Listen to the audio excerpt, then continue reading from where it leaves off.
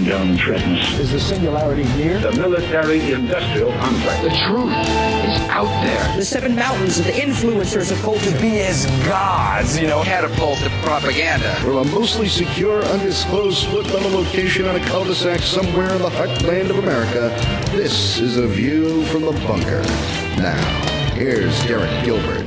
This is a program where I had to travel to Colorado Springs to interview people I see every single day. Welcome to A View from the Bunker and the Derek Gilbert channel on YouTube, youtube.com/Derek Gilbert. Today, two more interviews recorded at the Rocky Mountain International Prophecy Conference, July 15th through the 17th of 2016. Again, you're getting the audio version now. The video version of these interviews will come out when the DVD set is released. Those should be available by October, possibly November. If you'd like a really good deal on getting the DVD set, recommend you check out the Skywatch TV store. That's skywatchtvstore.com, where if you pre-purchase the DVD set, you not only get the DVDs, you get the Researcher's Library of Ancient Texts from Defender Publishing, a 5-volume set. Each one of those as big as a large metropolitan area Yellow Pages. That alone, a $150 value when you purchase the DVD set. But Prophecy Watchers is very graciously allowing me to use the audio for these interviews for this series, which will run about through the time that the DVDs become available. This week, our featured interviews from the Rocky Mountain Prophecy Conference: Josh Peck, a man I see Monday through Friday, and the woman I see every day, my best friend. We begin today with Sharon K. Gilbert. Technology has really enhanced the quality of life for us in the West, but it has gotten to the point where it's becoming its own religion. I'm here at the Rocky Mountain International Prophecy Conference with the only speaker at the conference who is allowed to call me Sweetie. She's the author of Ebola and the Fourth Horseman of the Apocalypse, the science editor for Skywatch TV, my best friend, my wife, Sharon Gilbert. Hi, sweetie pie. Hi, love. Your talk is on a topic that we've discussed a lot. It was actually the subject of the movie Inhuman. Yes. Your talk, I Compute, Therefore I Am. It's all about artificial intelligence and the drive towards self-directed evolution and transhumanism, which, of course, is what the documentary Inhuman is all about. You and I have many times on Sci Friday talked about this very topic. We've also sort of teased ahead the plan to produce a show called Memes and Media. Mm-hmm. My talk actually incorporates that same idea because our children and our grandchildren are being programmed to accept an artificial intelligence as the new world leader, as the image of the beast. Yeah, it is already coming out in various news items about discussions as to whether an artificial intelligence can be classified as a person. Well, in Europe, they are legally, they are trying to make that very case, that you've got something that is sentient, therefore you need to treat that person legally, that robot legally as a person. We're even talking about the industrialized robots, the ones that are just an arm. Mm-hmm. And that raises all kinds of bizarre legal questions, like could you be sued for cruel and unusual treatment if you fail to provide your robot with regularly scheduled maintenance? Exactly, and probably that robot will be defended by the robot AI. Yes. They already have robot AIs. Yes, the world's first AI attorney. Uh-huh. But and while this sounds almost like material for a sitcom, it is very serious because there are those in the world of technology, artificial intelligence, nanotechnology, robotics, genetics research, very much so, who are seeing this as the key to the survival of the human race and our transcendence from human beings with finite lifespans to immortals. Well, right now it's being spun as a way to help those with memory issues, Alzheimer's patients and other problems with cognition.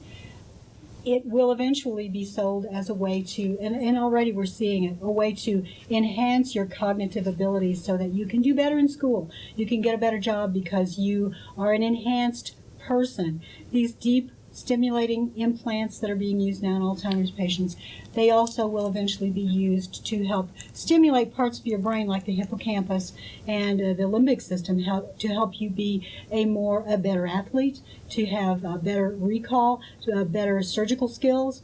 Wouldn't you prefer that your surgeon be the one who's enhanced instead of the old Homo sapiens surgeon who doesn't quite do it as well? That's the frightening future, and it's not that far away. By 2025, 2030, the world will have shifted on its axis. The use of these techniques and innovations to enhance the quality of life of people who are maybe suffering from cognitive disabilities. We know that DARPA, the Defense Advanced Research Projects Agency, is doing research into enhancing cognition for soldiers who suffered severe head trauma, and that is a good thing. But the field of, what do they call it, nootropics, Yes. Hacking the brain, it's going way beyond just enhancing quality of life, isn't it? Nootropics are being used already. I mean, those little drinks that you get Yeah. that supposedly help Those little you- energy drinks and help you energy drinks focus. that have drugs in them that should be regulated, drugs in them and actually affect your brain and your ability to recall. Who knows spiritually what's really going on with some of these things, because when you actually affect a neuron and you change the way it responds to the world and to stimulus, you might actually be opening a doorway. We don't have any long-term research that shows whether or not if you take these things, you're more likely to interact with spiritual beings. The title of your topic, I compute, therefore I am, implies godhood. It implies, because I am, of course, is how Yahweh identified himself to Moses. Yes, well, it's based on Rene Descartes' philosophy that we all have heard that. I think, therefore I am. I think, therefore I am. The problem is that's not the whole phrase. The whole phrase is I doubt, therefore I think, therefore I am. In other words, this is part of the early Enlightenment movement that ended up in the 19th century with Erasmus Darwin and eventually his grandson, Charles Darwin, and with Sir Thomas Galton, who took us in the direction of actually starting to study the brain in a way that led to the eventual artificial intelligence explosion. I doubt, therefore I think. In other words, you're not a rational being unless you doubt everything first, and that's the opposite of what God tells us to do. Right. He says, first of all, believe. Yeah. And we're not to check our brains at the door, as it were, but there is a belief amongst those who see science as the replacement for God. But he says, love me with all your heart, soul, and mind. Yes, come, let us reason together. Yes. It is a faith that is based on evidence, and the evidence has been preserved for us. But again, there is faith required. We don't have a DNA test that can definitely prove that Jesus lived and died and rose again from the grave, but we do have the testimony of the eyewitnesses who were there, and then using our minds, we bridge that gap through faith. Exactly. The same world that would look at Julius Caesar. We weren't alive during Julius Caesar's time, and yet we have fewer records of Julius Caesar than we have from Jesus Christ. Right. And it's just how we weigh and process the evidence. So the goal of the transhumanist movement, the idea that we can enhance humanity beyond the limits of our biological capabilities, is all about achieving what the Nakash in the garden promised to Adam and Eve? Apotheosis. And Ray Kurzweil comes right out and says it. He says, by the year 2030, we shall be gods. So he's moved up his timeline, because he very famously predicted that we would be immortal by 2045. In fact, which spawned... He's starting to tell groups of students that it's 2030. Your talk is going to be about something very similar, except it's a longer timeline. You're actually talking about the great inception. Yes. And see, now here we're turning the tables where she's getting to interview me. And she's also the only speaker here who gets to do that. Sweetie. The enemy has been lying to us ever since the beginning. The subtitle of my talk is Satan's Psyops from Eden to Armageddon. Three basic points that I'm going to try to make. First of all, that the supernatural war is real and has been ongoing since the garden. Point two, that this war is all about control of the cosmic mountain, God's holy mountain. Now, when you talk about the cosmic mountain to me, you actually equate that to Eden. Yes. Eden was the first. There have been a number of other mountains that, there are sacred mountains all over the planet. And it's because the enemy has, as part of their campaign of psychological operations, implanting false information in humanity to get us to act as though that false information was true, which is why we've got so many false religions, false doctrines, false prophecies, and people acting as though they're true, which is going to lead ultimately to a very violent confrontation before, the final confrontation, which will be at the holy mountain of God, which of course is Mount Zion, where he will reign forever, we are told in Scripture. Amen. But the woman who rides the beast, she's riding 7 hills. Right. You talk about 7 mountains. 7 key mountains that sort of define the phases of this war. Eden, Mount Hermon, of course, which is where the Watchers came down and corrupted humanity. Mount Zaphon, which is known to the ancient world as the holy mountain of Baal. It's where his palace was located. Hermon also, very interesting, was known as the holy mountain of El, which is the creator god of the Canaanite pantheon. Mount Sinai, of course, where God begins to work his plan to redeem humanity. And of course, I should point out, Eden, most of us hear the word preceded by the words, the garden of. Right. But Ezekiel 28 tells us that it was a garden on God's holy mountain. Yes. So the Mount of the Assembly. The Mount of the Assembly, the Mount of Congregation. Mike Heiser moment. Yes. Ding, ding, ding. It was described in Ezekiel 28 as the seat of the gods. Adam and Eve were there in the seat of the gods. That's where the divine council met, where God and the other divine beings who made up his sort of supernatural task force met, and humanity was part of that council until they disobeyed and ate from the fruit of the tree of the knowledge of good and evil. Kicked off the mountain, kicked out of the council, and this long war is all about bringing humanity back to God's holy mountain and restoring us to our place in the divine council. That drives the enemy, the rebellious fallen angels, wild with rage. So we've got Eden, Hermon, Mount Zaphon, Sinai. Then, of course, you've got the artificial mountain Babel, which I skipped over. Of course, that was man's attempt to force his way back into the divine council. And, of course, we saw how that worked out for Nimrod and the people of the earth, scattered over all the earth. And the divine council established over the nations, and I'll talk about what the implications of that were. That's where the ancient world got its pantheon of false gods. And we see that over and over again, Olympus and Asgard. Right. And interestingly, this Mount Zaphon was also a mountain holy to Zeus. Baal has been known by many names throughout history, not just Baal. Yes. Zeus being one of them. Then, of course, you've got Mount Zion, when David established that as his holy city, Yahweh's holy city. And Solomon, of course, built the temple there on the Temple Mount. And the Temple Mount is Mount Zion. I know that there's some competing theories, but that is where it's located. And that's where Armageddon will be fought. And I talk about why it's there and not at the Valley of Megiddo. But the seventh holy mountain, I almost skipped over this, but considering that it led to the creation of the world's second largest religion, and if we're still here by the year 2070, the world's largest religion, it's Jabal al-Nur, which is Arabic for the Mount of Enlightenment. It's where the cave is located that where Muhammad allegedly, he received a visitor there who identified himself as Gabriel, but it wasn't Gabriel. No. So anyway, those are the 7 mountains that sort of define the long war, and then we'll talk about how the enemy's psyops have resulted in a number of false prophecies that are being that will lead to the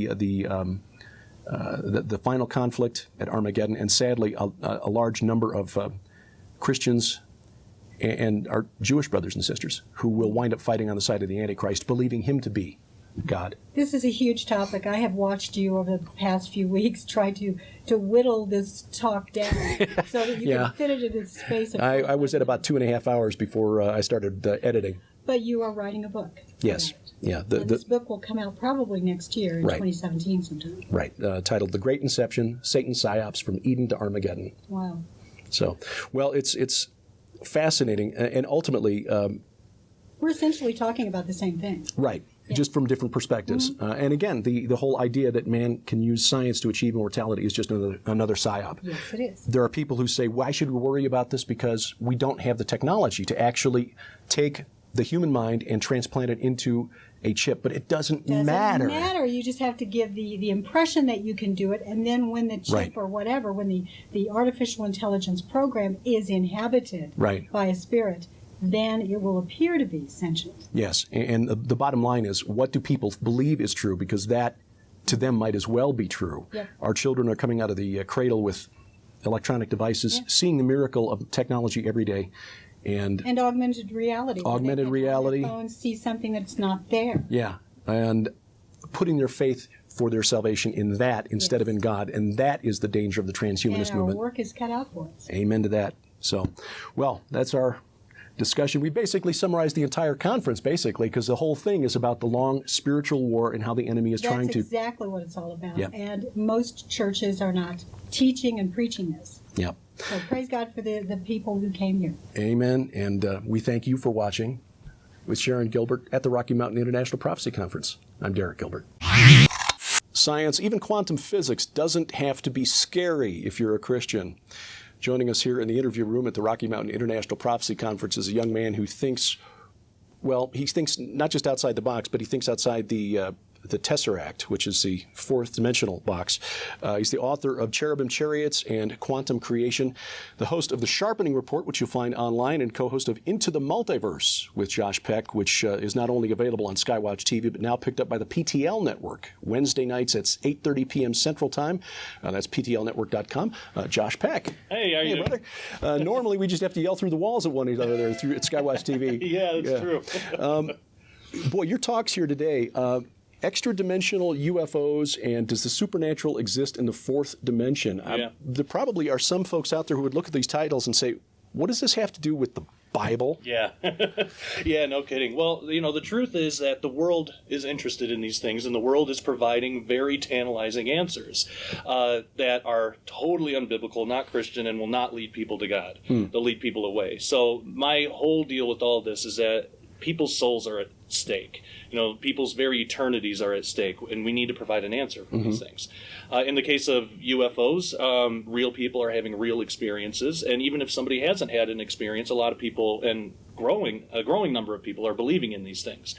But unfortunately, we have shows like Ancient Aliens and other things like that will provide a non-biblical, really convenient answer for these experiences. And I'm not trying to bash on Ancient Aliens or anybody that's looking for answers. That's great, but when it comes to the point where somebody's eternity is at stake, we have to get in there and provide our answer too. And ultimately, our answers are going to fit better with the evidence, which is what I showed in my extra-dimensional UFOs talk. Now, extra-dimensional UFOs, a lot of people assume that these craft that they see that seem to defy the laws of physics are just advanced technology that have traveled here from Zeta Reticuli. Right. Extra-dimensional, you're actually making a different case. Yeah, well, there's actually 3 types of UFOs that people commonly see. The first one is a human-made advanced UFO. A government Yeah. project that they don't want us to know about. Exactly, Yeah. and that has a layer of mystery all to its own, but it's nothing aliens. It's just humans doing stuff and not telling. Well, right, yeah. The F-111 stealth fighter, before it was There you debuted in the first Gulf War, was something that people around Groom Lake in Nevada would see and think, UFO. Exactly. Well, yeah, in a sense it was, in that it was unidentified until the government said, yeah, that's an F-111. And Exactly. Perfect example. So, of course, we can expect that they have projects like that now. I mean, it's not like they're going to stop there and say, well, we did it. That's all. That's enough. we've gone as far as we can go. Everything's up to date in Kansas City. Yep. Exactly. Yeah. So a lot of people will see those and misidentify them. The second type is actual biological entity or otherworldly entity. I hesitate at the term alien just because of the connotation attached, but it's just a biological 3-dimensional entity that is creating a still nuts and bolts craft. So it's still made from physical material, maybe on Earth or off-world. And just to be clear for people at home, I believe these things are demonic, but I think there's a lot more to that than what's commonly talked about in the church. For example, this is just a kind of crude example, but a lot of people have reported seeing the gray aliens. Right. There's a theory that I think fits biblically that those might actually be essentially just a cloned biological meat suit that a demon can possess. Because what's going to be easier to possess something like that, or a person who has a soul that's going to fight, and it's going to be a big struggle. So that might answer some of the alien phenomenon out there. And a lot of that stuff could be done on underground bases or underwater bases. So that's the second type. It's still nuts and bolts, and it's extremely advanced, way more advanced than we would be able to do on our own, but still not. It's still three-dimensional. So the last one is what I focused this talk on: extra-dimensional UFOs. That's the strangest one. That's the one that confuses most people, and even ancient aliens, that sort of crowd doesn't really know what to do. They a lot of times they'll try to throw that third one into the second one and say, well, they must be really advanced. But the thing is, these things are able to change shape and be in more than one place at one time, go faster than light, make right-hand turns without annihilating the beings inside. The only way that there are things that would break the three-dimensional physics that we're used to and that we have to live by today. Right. But if you add an extra dimension or a couple extra spatial dimensions, all that stuff is possible. So that's what my whole talk was about. Well, give the example. I've heard you do this before. Give the example of Flatland to maybe help illustrate how something entering our three-dimensional world from another dimension might give the illusion of violating our laws of physics. Yeah, and that's a perfect example. Every physicist that talks about extra dimensions uses Flatland. Chuck Missler uses it. That was the first time I heard it, and it's just such a good example. But basically the premise is you think of a two-dimensional universe, just a flat plane. It could even be on your tabletop. Like a piece of paper. Piece of paper, perfect. And now, of course, their space would be like our space. It's not made of anything really, so it's transparent. But imagine if I, as a three-dimensional being, wanted to communicate with a Flatlander or try to show myself to a Flatlander, which is a being of two dimensions. Well, that Flatlander has no concept of up or down. Right. They only have left, right, forward, just on backward. that plane, right. Exactly. So they can't look up at me. I could look down at them, but they can't see me. So what I would have to do is, say, stick my finger in Flatland.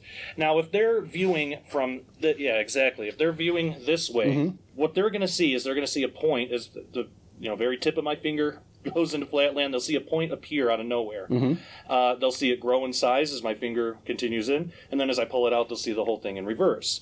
Now, if I put two fingers in, and this is where it gets really interesting. So they'll see two entities. They'll see two entities that could move independently, and a Flatlander would assume that they're different. They're different objects, but they're not. Right. They're of the same entity. Yeah. Now, and if you've used a whole hand, and then they would see five. And then all of a sudden, at the point that your hand gets to the level of the plane, they would all merge. They all merge together. Exactly.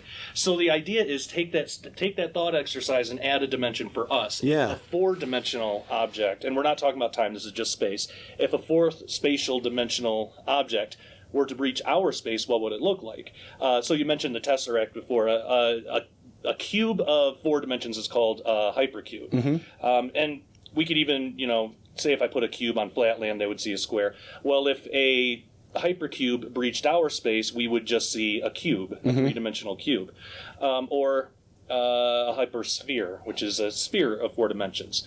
If a hypersphere were to breach our dimensions, what we would see is a point in space, a little ball, and it would just expand and get bigger as it was passing through, even though to us it wouldn't look like it's moving around or wouldn't have to. But as it's passing through, and then it would shrink and then disappear again. Disappear. Yeah. And the same thing with the two fingers deal. If you have a more complex object of extra spatial dimensions, it could look like two different entities. Well, that's exactly what's being reported in a lot of these UFO cases. They're seeing metallic, what seems like nuts and bolts craft, even though they're incredibly smooth. There's no seams or anything, but they look solid and metallic, changing shape, changing color, breaking off, coming back together, just disappearing without even having to take off. It's all extra dimensional. And these are people that most people don't study quantum physics. That's right. They wouldn't know to make it up like that. Yeah. And the interesting thing is Ezekiel talked about this melding effect when he saw this amazing vision, and he saw the cherubim holding the throne of God. The cherubim were melded together in the same way. And I said in my presentation, there's no way anyone from Ancient Aliens or New Age or anything is going to convince me that Ezekiel knew enough about quantum physics 2,600 years ago to make something like that up.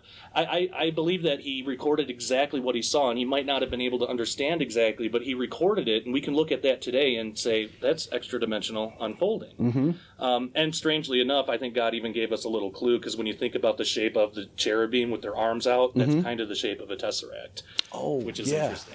And this is fascinating stuff. I'm looking at Ezekiel chapter 1 right now, and it's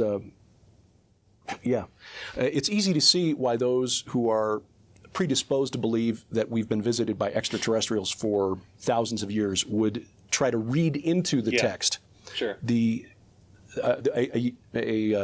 extraterrestrial craft of some sort, but it makes more sense than what, from a biblical perspective, and because the evidence is consistent with the theory that the as you've called them elsewhere, denizens of the fourth dimension are created beings created by Yahweh who interact with our three spatial dimensions from time to time. And I don't fault anybody for looking into this, trying to find an answer and coming up with an extraterrestrial hypothesis, because that's what the world is telling them. But I think that's why we need to get out there and provide our answer. I think it's more exciting. I think it fits better with the research. It fits better.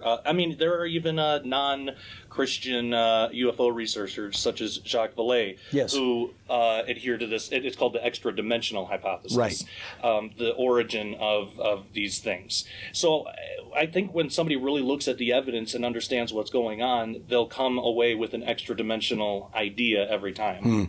And I think people who question, again, whether this is really relevant to the gospel of Jesus Christ, all they need to do is look at how many people attend UFO festivals every year.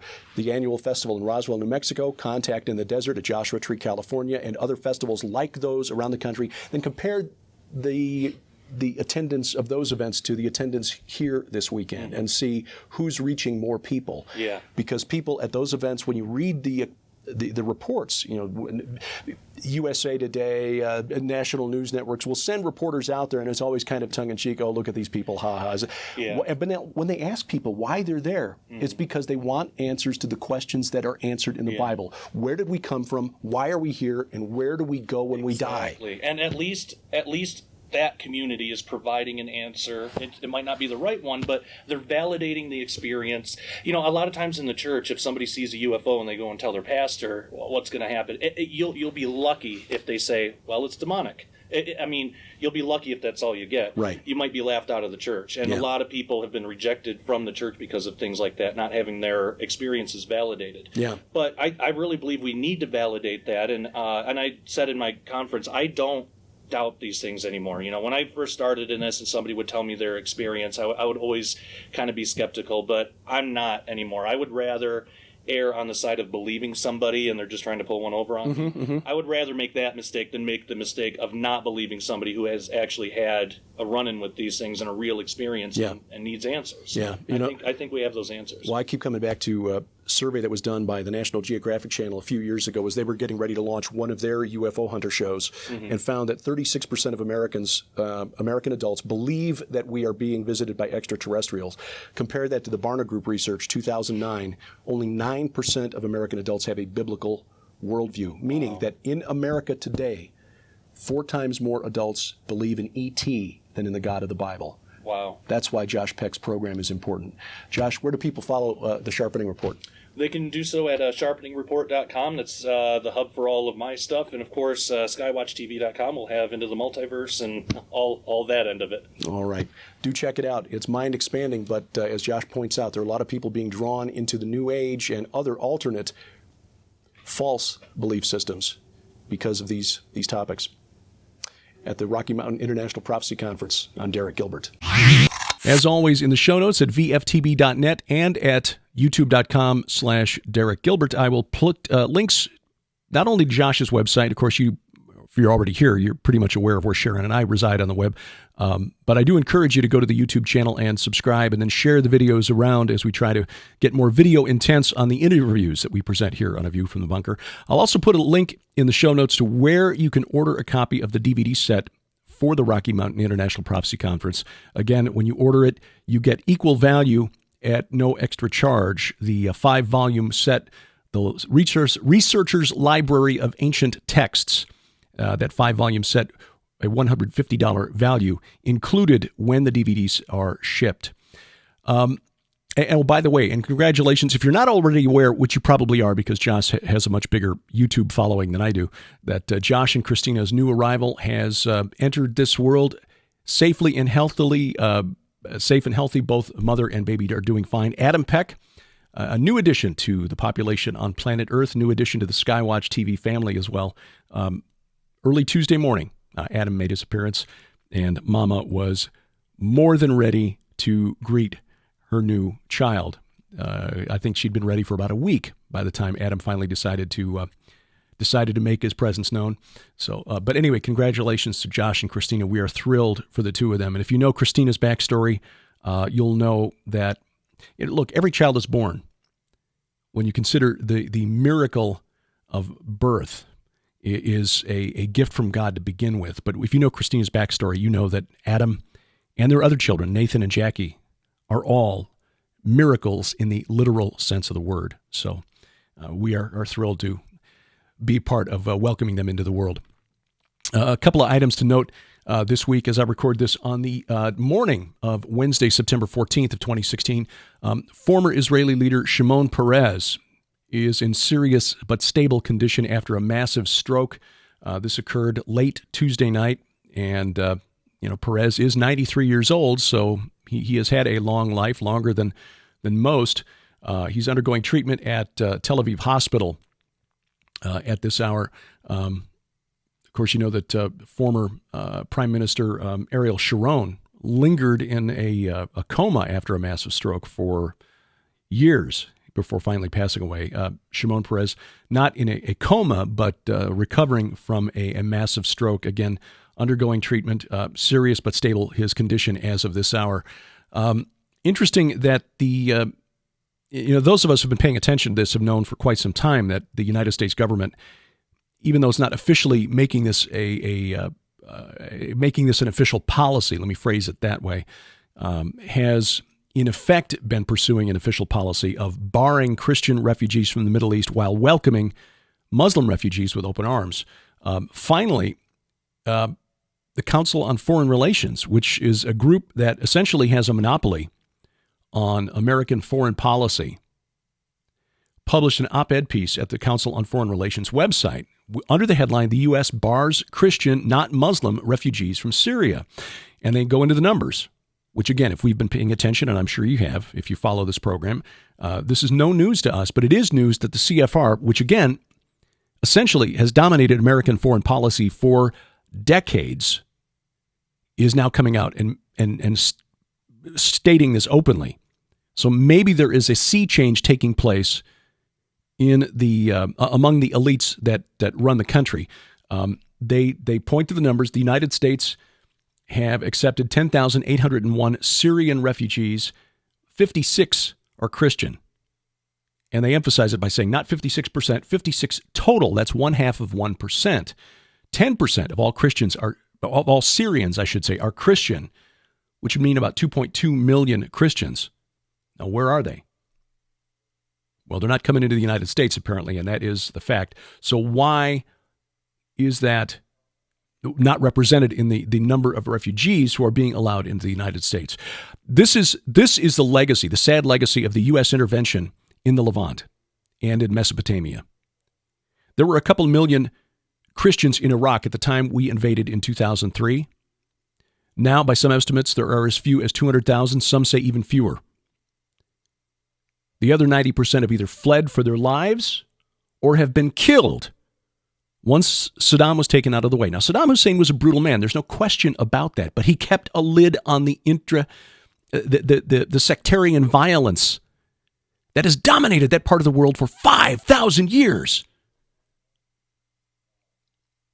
You need to be a strong man in that part of the world. That's just a fact of life.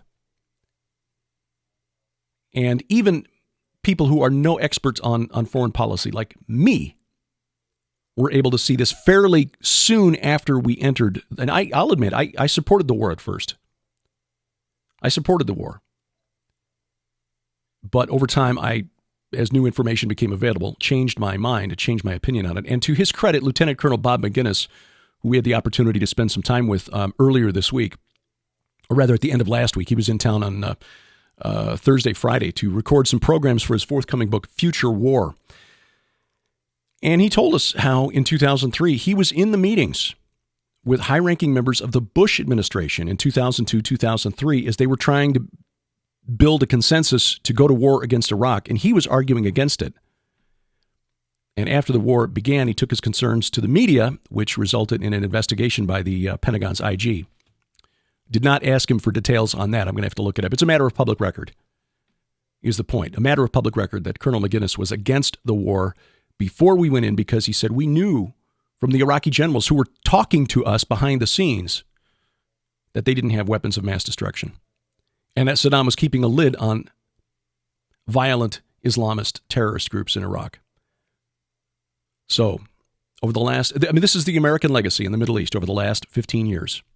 We've destabilized it, and we've caused the absolute destruction of the oldest Christian communities in the world. That happened on our watch while our soldiers were in country, and there was only so much they could do. I'm not blaming it on the Army or the Marines, but we took out the restrainer. And I'm not equating Saddam Hussein with the restrainer of 2 Thessalonians, different restrainer. But Saddam ruled with an iron fist, and that was what kept the Shias from killing the Sunnis, and the Sunnis from killing the Shias, and both of them killing the Kurds and killing the Christians. That's just a fact.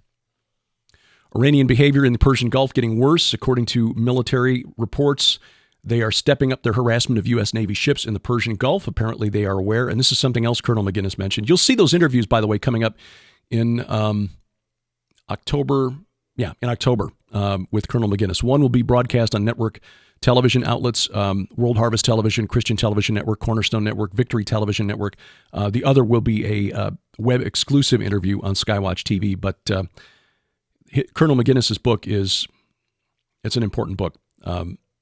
And he believes that we're in a bad situation in the Middle East. We've created a mess. There's no good way to extricate ourselves from it. But one thing we should not be doing is allowing the Iranian military to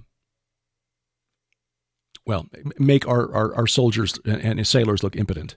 And that's what's happening in the Persian Gulf. Meanwhile, Russia, and this is another point Colonel McGinnis makes in his forthcoming book, has, with spending only a fraction of the money on its military as the United States. I mean, the U.S. military budget is equal to the military budgets of the next 8 largest nations combined. That's China, Russia, the UK, Saudi Arabia, Germany, France, Japan, etc. And yet Russia has managed, and China too, managed to develop 5th-generation weapons that are beginning to leave the United States behind technologically. Russia has developed, according to, you have to take this with a grain of salt because it comes from Sputnik News, which is very, let's say it's as Russo-centric as Fox News is Americentric, okay? But they built a glide bomb that's virtually invisible to radar and has a range of over 30 kilometers. So what is it, about 20 miles? So it can be dropped from a plane at distance from a target, and it will glide invisible to radar and anti-missile systems, therefore. The new bomb called Drill, announced in Russian media just a few days ago. And again, this is one of the topics that Colonel McGinnis discusses in his forthcoming book, and why I think it's an important book for Americans to read.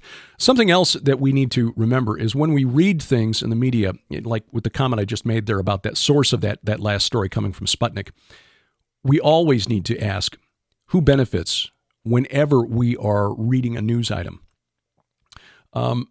There is a new report out that by Associated Press, so this is mainstream media reporting this, on the sugar industry's influence on what we Americans think is healthy.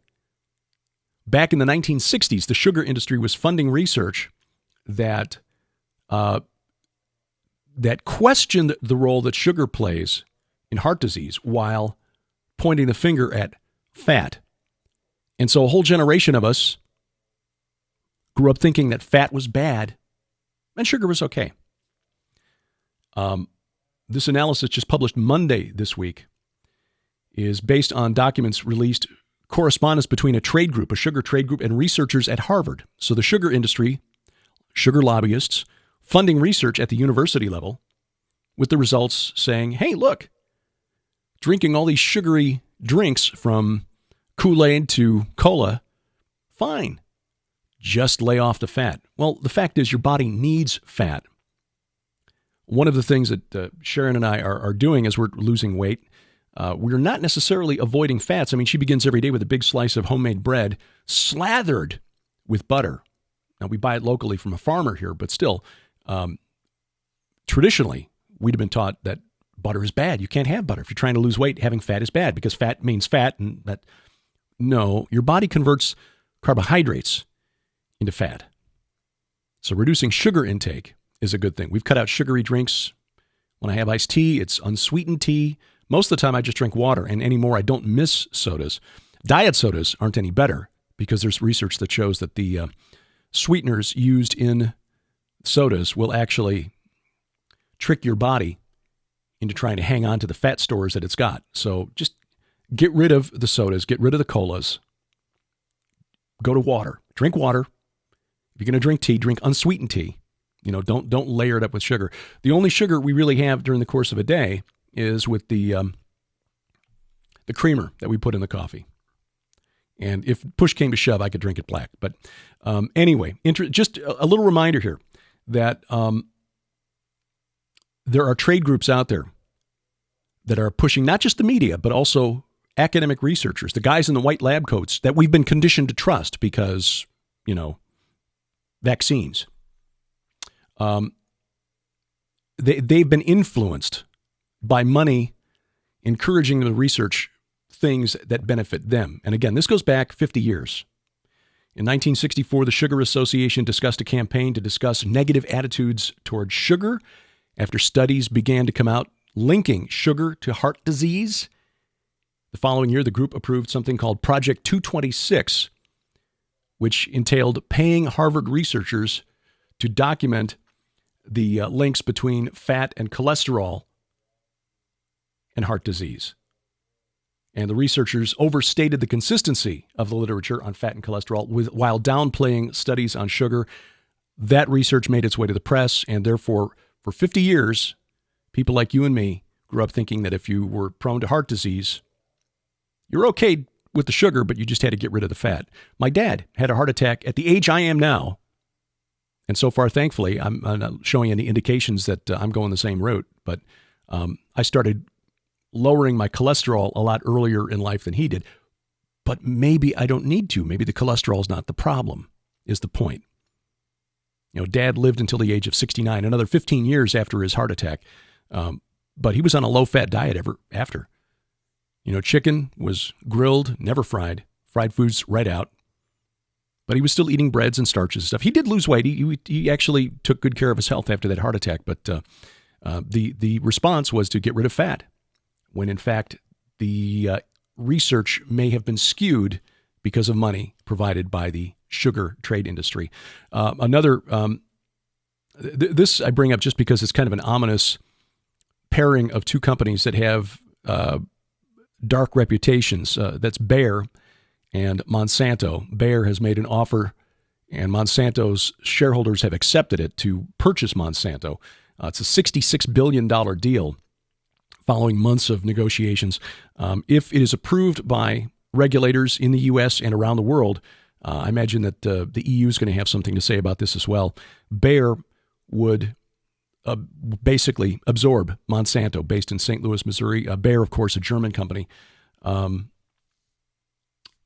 I think the interest here is that Bayer, because of its interest in chemistry and Monsanto's interest in chemistry through the chemicals used in farming, agriculture, there may be some synchronicities there, is the thought between the boards of directors here. But we shall see. What it does between Bayer and Monsanto is it certainly reduces the options that farmers have when it comes to choosing what to use when trying to grow their crops.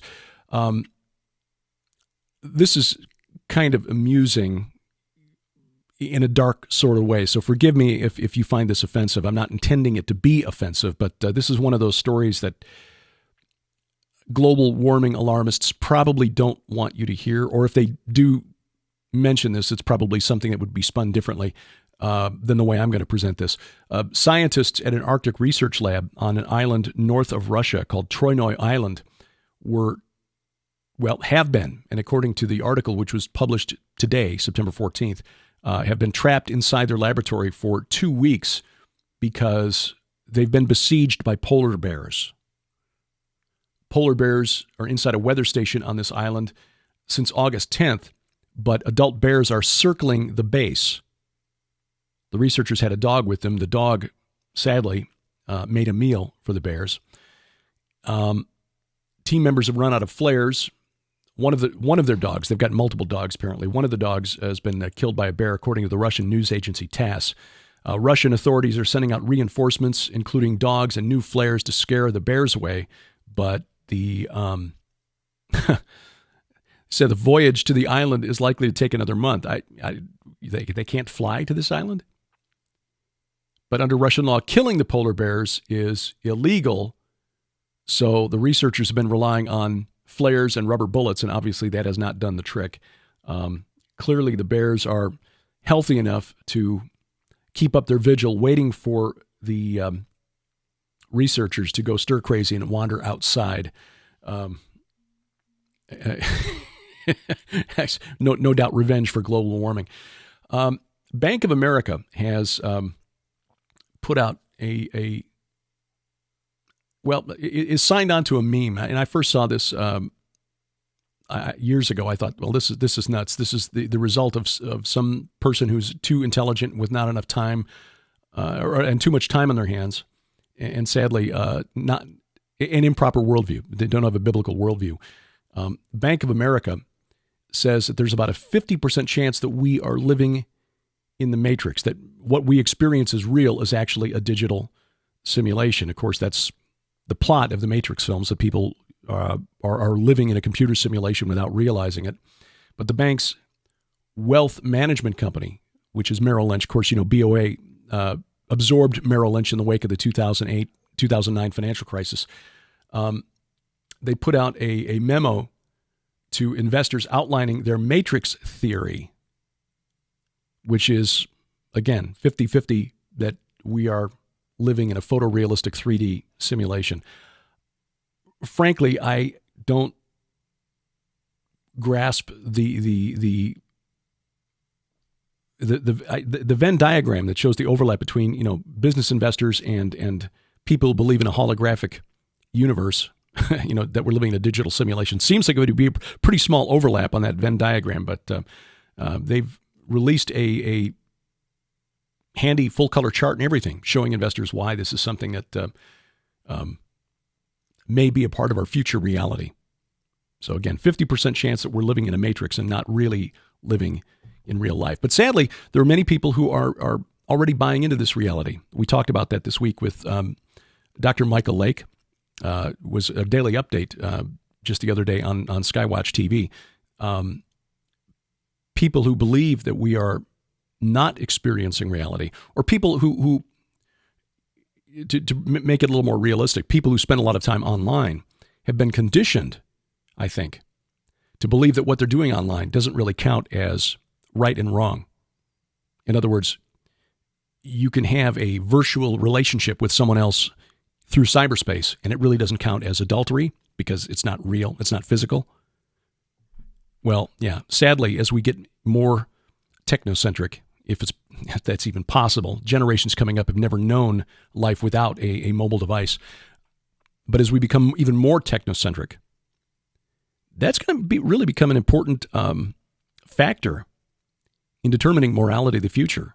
As Opal Singleton, the director of CEO of MillionKids.org, pointed out when she addresses classes of high school students about games like Grand Theft Auto, where in one level you have to have sex with a prostitute in the game, and again it's a 3D first person game. And then you have to pay money. And then in order to get the money back, and you have to pay real money to do it, by the way, to get the money back, you have to kill the prostitute. And when she asked the class that she was addressing how many students thought it was wrong, it was like 4 out of 120. Because it's not real. It's virtual. It doesn't really count. And so if we're living in the Matrix, then everything that we do is unreal and doesn't really count. I think there's some really, really serious implications, moral implications, when we start going down that road. And it is the reason I bring this article up about Bank of America and Merrill Lynch. It's gaining traction among the mainstream. We are no longer, people who are talking about it like us are no longer sounding quite as crazy as we did a couple of years ago. Coming up on A View from the Bunker this weekend, a woman who was a guest on PID radio 10 years ago, and when we kind of lost track of her, she essentially went on the run, feared for her safety. We spoke by Skype a couple of weeks ago when she was in Uruguay. She now lives in Mexico full-time. She writes for New Eastern Outlook and has been talking for a long time about why the elites want us dead. She no longer sounds as crazy as she did 10 years ago. That will be the interview posted on Sunday, September 18th. Next Wednesday, 2 more interviews from the Rocky Mountain International Prophecy Conference. Pastor Jeff Kinley, and Joseph Farah, the publisher of WND, WorldNet Daily, WND.com. And then September 25th, an interview I hope you find as fascinating as I do. A gentleman named Richard Burke writes under the pen name R.E.J. Burke. He's written a series of novels that he calls Raising Up Pharaoh. It is set in the world of about 4000 BC. The pre-literate culture of the Middle East. The Ubaid culture, they call it. We're talking the area around southeast Iraq, western Iran, the very early, proto-dynastic rule in Egypt. Fascinating period of history because it wasn't that long after the fall. He's done a lot of research, and as I was researching my presentations for the Rocky Mountain International Prophecy Conference and then the subsequent presentations I've given at Morningside Church on the literal reality of the supernatural war and how it's recorded in the Bible and how history informs what the Bible tells us about God versus the gods.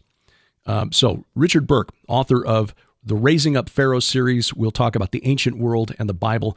That interview, God willing, posted September 25th at VFTB.net and my YouTube channel, youtube.com/Derek Gilbert. By the way, the website, VFTB.net, has not been updated in about a week and a half. We've been struggling a bit with the transfer of our websites from our old hosting company to the new hosting company. We've got gilberthouse.org, which is the Gilbert House Fellowship website, transferred over. My website is still in process. Don't have all the images over there yet. VFTB, I hope I can get mostly transferred today and then point the name servers over. But the reasons for the slow updates on the website, VFTB.net, because trying not to make things more difficult for the guys at the new hosting company to get the files transferred over. Unfortunately, the guys at the old hosting company aren't giving us any help whatsoever. I guess they figured they're losing our business anyway, so why bother? Thank you very much, Bluehost. If you'd given us some service before, we'd still be with you. But hopefully, within another week or two, we will have all of this resolved and things will be back to being up to date. Nothing irritates me more than a website that actually puts dates on a calendar and stuff and then never actually updates that calendar. Well, I'm guilty of that now, but it's because we're in the process of trying to get things transferred over. The Gilbert House Fellowship, we missed this past week because gilberthouse.org was offline, but it is back, and the website is back, so the Bible study will be back this Sunday, 1 hour each on the Old Testament and the New Testament as we go through the Bible chronological order. You'll find that posted midday Sunday at gilberthouse.org. That's gilberthouse.org. On Monday, another episode of my novel, The God Conspiracy, first published about 10 years ago, now available as a free audiobook. New episodes released every Monday at thegodconspiracy.tk, thegodconspiracy.tk, or subscribe at youtube.com/Derek Gilbert. Skywatch TV, our third week with Jonathan Kahn. Next week, we're still in the middle of the second interview of the three. This week it is fascinating stuff, and the new book, The Book of Mysteries, available at skywatchtv.com, along with, as is typical for Tom Horn, lots and lots of other stuff. You'll find all of that posted at skywatchtv.com. We appreciate you taking the time to give us a review and a rating at iTunes or at Stitcher or wherever you hear A View from the Bunker. We appreciate your likes on Facebook as well, and that's where we discuss the issues that we raise on the program here. You'll find us at facebook.com/viewfromthebunker. View from the Bunker is a production of Gilbert House and released under a Creative Commons Attribution Non-Commercial No Derivatives 4.0 International License. The opening theme is by Kevin MacLeod. His website is incompetech.com. We wrestle not against flesh and blood. I'm Derek Gilbert, and this is A View from the Bunker.